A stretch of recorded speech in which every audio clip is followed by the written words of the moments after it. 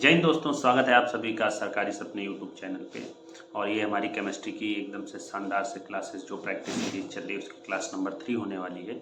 इसमें हम आज 15 क्वेश्चन करने वाले हैं जो किसी न किसी एग्ज़ाम में प्रीवियस में पूछे गए हैं, CHSL, CGL या अदर कम्पिटेटिव एग्ज़ाम में पूछे गए हैं।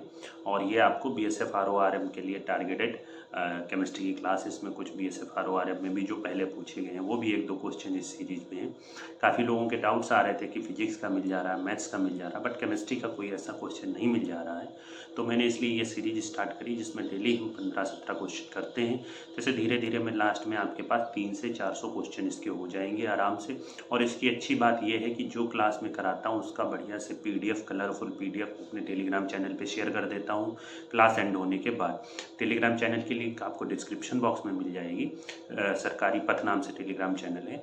डिस्क्रिप्शन बॉक्स में आप जाएंगे, वहाँ पे आपको टेलीग्राम चैनल की लिंक, डिक्टेशन सीरीज की प्लेलिस्ट की लिंक जो BSF RO के लिए प्रिपरेशन कर रहे हैं, टारगेट सीरीज जो फिजिक्स, केमिस्ट्री, मैथ के सिलेबस के लिए प्रिपरेशन कर रहे हैं उसकी लिंक, और आपकी क्या बोलते हैं केमिस्ट्री प्रैक्टिस की लिंक तो मिल ही जाएगी। बाकी चैनल पे जाएंगे और भी आपके भर्ती से रिलेटेड, इन्फॉर्मेशन से रिलेटेड वीडियोज़, ये सारे वीडियोज़ आपके हमारे चैनल पर आप लोगों को मिलते रहते हैं समय समय पर। बाकी जो नए साथी जुड़ रहे हैं वो चैनल को सब्सक्राइब कर लें। और केमिस्ट्री की क्लास का ये सीरीज मैंने स्टार्ट किया, बहुत मेहनत इसमें लगती है। पहले बुक से निकालते हैं, फिर PDF बनाते हैं, फिर कलरफुल करते हैं, फिर उसके बाद वीडियो बनाते हैं, एडिट करते हैं, तब जाके डालते हैं। तो इसका आप लोग ज़्यादा से ज़्यादा फ़ायदा उठाइए, ज़्यादा से ज़्यादा इसे शेयर कर दीजिए। और मेरे एफर्ट्स को मोटिवेट करने के लिए चैनल को सब्सक्राइब जरूर कर लें, लाइक कर दें वीडियो को, कमेंट में अपने रिव्यूज़ ज़रूर दें कि कैसा ही लग रहा है ये इनिशिएटिव आप लोगों को। बाकी इतना ही बोलना चाहूँगा, ज़्यादा समय नहीं बर्बाद करेंगे। अब स्टार्ट करते हैं अपनी क्वेश्चंस। लगभग 15 क्वेश्चन है, 15 क्वेश्चन सॉल्व करेंगे और फिर उसके बाद अगली क्लास में मिलेंगे। तो चलिए चलते हैं PDF पे, फिर आगे क्वेश्चन सॉल्व करते हैं। दोस्तों तो ये रहा आपका क्वेश्चन नंबर 1। क्या है? Which of the following element is depicted on the map of Cyprus giving it its name? निम्नलिखित में से कौन सा तत्व साइप्रस के मानचित्र पर दर्शाया गया है जिससे उसका नाम पड़ा है? Silver, cobalt, silver, cobalt, copper या सल्फर? बताइए आप लोग कौन सा है। तो इसका राइट आंसर होगा कॉपर। कॉपर, ये आपके साथ में एक्स्ट्रा जानकारी दी हुई है। The name Cyprus comes from the Greek word Kyprios meaning copper. ठीक है, जो साइप्रस वर्ड है वो ग्रीक वर्ड काइप्रियोस से आया है जिसका मीनिंग कॉपर होता है। और Cyprus was famous for copper mining in ancient time. Copper symbol Cu, atomic number 29 होता है उसका। It was a good conductor of heat and electricity. ये है हीट और इलेक्ट्रिसिटी का कंडक्टर है, चालक है हिंदी में बोलते हैं। तो ये गुड कंडक्टर है हीट और इलेक्ट्रिसिटी का। It was the first metal used by human. ठीक है, ये पहला मेटल था जो ह्यूमंस के द्वारा यूज़ किया गया था। तो ये जो एक्स्ट्रा जानकारी दी हुई है इससे भी क्वेश्चंस आप लोगों के बन सकते हैं। इसे भी आप लोग, जैसे इसका देखो एटॉमिक नंबर हो गया है, हीट और इलेक्ट्रिसिटी का गुड कंडक्टर, काफ़ी सारी आपको एक्स्ट्रा जानकारी भी है। चलते हैं अगले क्वेश्चन पे। हमारा अगला क्वेश्चन क्या है? Which radioactive isotope has a mean life of 5770 years and is used to estimate the age of organic metals? 5770 वर्षों की औसत आयु वाला कौन सा रेडियोधर्मी समस्थानिक जैविक पदार्थों की आयु ज्ञात करने के लिए प्रयोग? ये देखिए SSC CHSL में आपके पूछा गया था। समस्थानिक क्या होता है? जिसके आपके एटॉमिक नंबर सेम होता है बट एटॉमिक वेट डिफरेंट होता है। तो इसका क्या होगा? कार्बन 12, कार्बन 13, कार्बन 14 और या कार्बन 16 या ऑक्सीजन 16। तो इसमें कौन सा है आंसर आप लोग बताइए। आप लोगों को देता हूँ 1 सेकंड।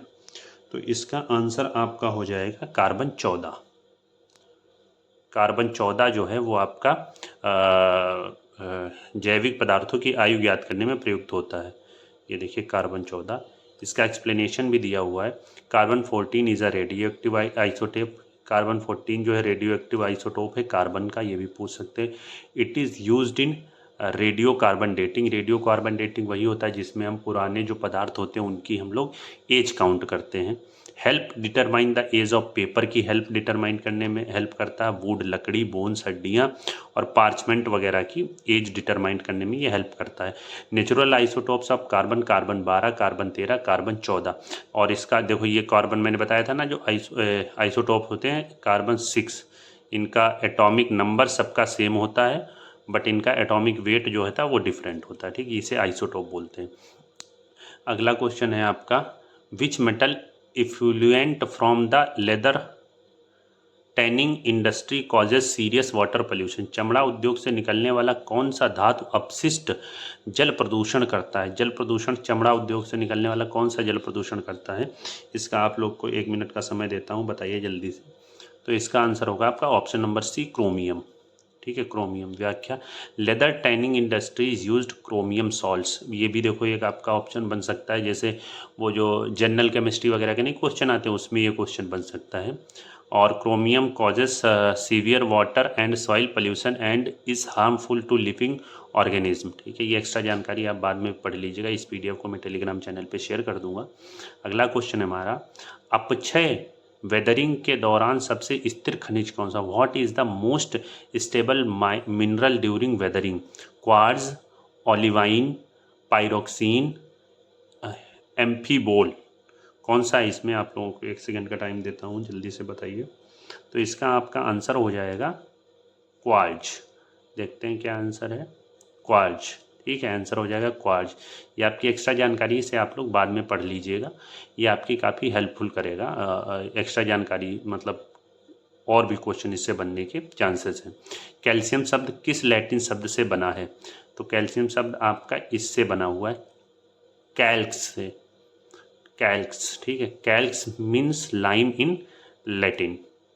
और ये जो है ये देखिए लिखा हो, calcium compounds like lime are widely used in construction, cement and industries. ये आपके general chemistry, daily life chemistry वगैरह की जो आती हैं उनमें से क्वेश्चन आ सकते हैं, जो कि आपके सिलेबस में दिया हुआ है।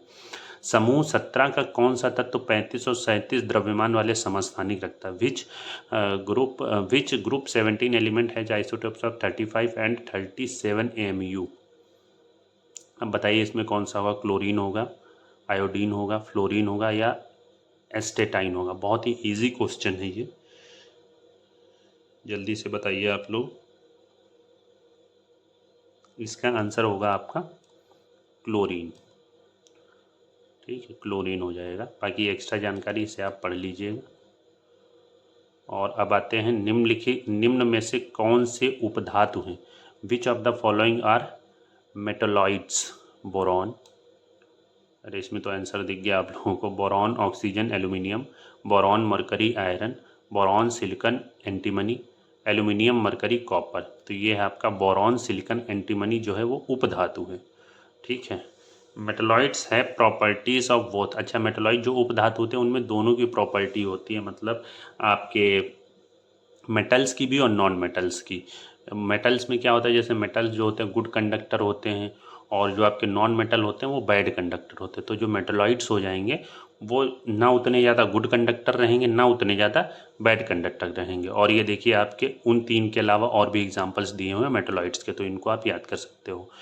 सोना और चांदी का मिश्र धातु कौन सा है? सोना और चांदी का मिश्र धातु कौन सा है? ब्रॉन्ज, कंसिस्टेंट, सोल्डर और इलेक्ट्रम। तो इसका आंसर हो जाएगा आपका इलेक्ट्रम है सोना और चांदी। सिल्वर एंड गोल्ड का जो आपका वो होता है मिक्सचर, वो है आपका Electrum. Electrum is a naturally alloy of gold and silver, gold and silver का अलॉय है। It was use in ancient coin and ornaments. पुराने सिक्कों और जो आपके गहने वगैरह होते हैं उसमें इसका यूज किया जाता था। अगला आता है, निम्न में से कौन सा उपधातु विभिन्न रूपों में पाया जाता है? Which of the following is a non metal that exist in different forms? Mercury, carbon है, लिथियम है या पोटेशियम है? बताइए जल्दी से। इसका आपका जो है आंसर हो जाएगा कार्बन। सबसे ज़्यादा रूपों में कार्बन ही पाया जाता है और कार्बन आपका नॉन मेटल है। व्याख्या इसकी देखिए, carbon C is non metal with atomic number 6, it belongs group 14, ठीक है। ये देखिए सारे क्वेश्चन ही हैं आपके। कार्बन इज़ टेट्रावेलेंट, ये देखिए कल एक आया था हमारे पास फ्लोरीन, फ्लोरीन का शायद क्वेश्चन किया था उसने, उसमें पूछा था इसकी एटॉमिसिटी। तो ये देखिए कार्बन भी टेट्रावैलेंट है। ये चीज़ें याद करते रहना, ये चीज़ें अलग लिखते रहना, ये चीज़ें लास्ट में बहुत हेल्प करेंगी। Different forms of carbon are called allotropes. Diamond is the hardest natural substance with high melting point. Diamond जो है इसी का एक वो है, एलोट्रोप है। और graphite another allotrope is good conductor of electricity. ठीक है, तो ये चीज़ अपना याद करके रखना। समस्थानिकों आइसोटोप्स की विशेषताएं क्या हैं? Same neutron numbers and same proton number. दूसरा, same atomic number and different mass number. Okay, same atomic number and same mass number ये तो नहीं होगा, मास नंबर डिफरेंट होता है। Same neutron number and different proton number, विशेषताएं क्या हैं इसकी? तो इसका आंसर आपका हो जाएगा B, same atomic number and different mass number. यही मैंने आपको बताया भी था। Isotopes have same number of protons but different number of neutrons. Protons के सेम नंबर होते हैं बट न्यूट्रॉन के डिफरेंट नंबर होते हैं। ये चीज़ भी याद कर लीजिएगा आप। एग्जाम्पल जैसे हाइड्रोजन, हाइड्रोजन 2, हाइड्रोजन 1 जो होता है उसको प्रोटियम बोलते हैं, ये चीज़ भी आ सकती है क्वेश्चन में। हाइड्रोजन 2 को बोलते हैं ड्यूटेरियम, हाइड्रोजन 3 को क्या बोलते हैं, tritium. All isotopes have similar chemical properties but different. हाँ, और जो आइसोटोप्स होते हैं उनकी केमिकल प्रॉपर्टीज सेम होती हैं बट फिजिकल प्रॉपर्टी डिफरेंट होती हैं। ये चीज़ें बाद में याद कर लीजिएगा, मतलब पढ़ लीजिएगा आप। अमलगम में हमेशा कौन सी धातु उपस्थित होती है? Which of the following metal is always present as a component in amalgam? तो इसका देखिए, आप लोगों को अगर आता है तो आप लोग इसमें से टिक कर लीजिए, बाकी फिर मैं बताता हूँ। अमलगम में हमेशा होता है आपका मर्क्यूरी। ठीक है, एक्स्ट्रा जानकारी से बाद में पढ़ लीजिएगा। किन तत्वों के ऑक्साइड वर्षा जल में घुलकर अम्लीय वर्षा, एसिड रेन, एसिड रेन में कौन से जो होते हैं आपके एलिमेंट वो एसिड रेन के लिए क्या बोलते हैं? एसिड रेन के लिए एसिड रेन जो कराते हैं, फॉस्फोरस, सल्फर, सल्फर नाइट्रोजन। क्या है इसका आपका? Phosphorus comma sulphur, sulphur comma nitrogen, carbon dioxide comma methane, calcium comma magnesium. तो इसका आंसर क्या होगा? इसका होगा सल्फर कॉमा नाइट्रोजन। आपका सल्फर कॉमा नाइट्रोजन जो है वो एसिड रेन, जिनकी वजह से एसिड रेन होती है। ठीक है, ये एक्स्ट्रा जानकारी, इसको आप पढ़ लीजिएगा, बहुत इंपॉर्टेंट। एक्स्ट्रा एक्सप्लेनेशन जरूर पढ़िएगा। ये तो एक क्वेश्चन मिलता है, एक्स्ट्रा एक्सप्लेनेशन से आपको 3-4 क्वेश्चंस और बन जाएंगे। अगला क्वेश्चन क्या है? निम्नलिखित में से कौन सी मिश्र धातु तांबा और जस्ता से बनी होती है? तांबा और जस्ता से मिश्र धातु कौन सी बनी होती है? तांबा मतलब आपका हो गया कॉपर, जस्ता मतलब हो गया आपका जिंक। कौन सी मिश्र धातु बनी होती है? जो कि होती है आपकी डच मेटल। डच मेटल जो होती है वो आपकी कॉपर एंड जिंक से मिलकर बनती है। एक्सप्लेनेशन पढ़ लीजिएगा आप। आगे, which of the following statement है ट्रू? निम्नलिखित में से कौन था कथन सत्य है? Metal reacts with acids to form metal salts and hydrogen. धातु अम्लों से अभिक्रिया करते हैं और धातु लवण तथा हाइड्रोजन गैस बनाते हैं। दूसरा, non metal reacts with oxygen to form alkaline oxides. अधातुएं ऑक्सीजन से अभिक्रिया कर अधात्विक ऑक्साइड बनाते हैं जो कि क्षारीय प्रकृति के होते हैं। Metal form acidic oxides on burning. दहन करने पर धातुएं ऑक्सीजन से अभिक्रिया कर धातु ऑक्साइड बनाते हैं जो कि आपके अम्लीय होते हैं। Less reactive metal displace more reactive metals from solutions. ठीक है, तो जो कम क्रियाशील आपके मेटल्स होते हैं वो ज़्यादा क्रियाशील मेटल को डिस्प्लेस कर देते हैं। ये तो गलत है, तो इसका आंसर होगा आपका question number A, metal react with acid. Metal जो होते हैं वो आपके एसिड से रिएक्ट करते हैं और क्या फॉर्म करते हैं? Metal salts and hydrogen gases form करते हैं। ये आपका रहा एक्सप्लेनेशन। ये देखिए, आपका जो एक मेटल है लोहा, आयरन, जिसने रिएक्ट किया है H2SO4 से, जो कि आपका ये देखिए क्या क्या बोला था, मेटल सॉल्ट्स और प्लस हाइड्रोजन गैस इसने निकाल दी है। ये आपकी एक्स्ट्रा जानकारी, इसे आप बाद में पढ़ लीजिएगा। ये PDF में आपके टेलीग्राम चैनल पर डाल दूंगा। अगला क्वेश्चन, अरे आज क्वेश्चन 39 ही क्वेश्चन है आज। एक क्वेश्चन पता नहीं कहीं कट हो गया होगा। तो आज के लिए ये क्वेश्चन थे। आई होप आप लोगों को अच्छा लगा होगा। आज 14 ही क्वेश्चन थे आप लोगों के। आई होप आप लोगों को क्लास अच्छी लगी होगी, क्वेश्चन समझ आए होंगे। इसकी पीडीएफ मैं टेलीग्राम चैनल पे शेयर कर दूंगा, कहीं एक अलग फोल्डर बना लेना, वहाँ सारी पीडीएफ इकट्ठा करता रहना। अभी साथ साथ तो आप पढ़ ही रहे हो, लास्ट में जाते टाइम इन सारे क्वेश्चन को एक बार और अच्छे से रिवाइज करके जाना। देखना आप आराम से 15+ क्वेश्चन सॉल्व कर लोगे। 300-400+ क्वेश्चन में कराऊँगा इस सीरीज में।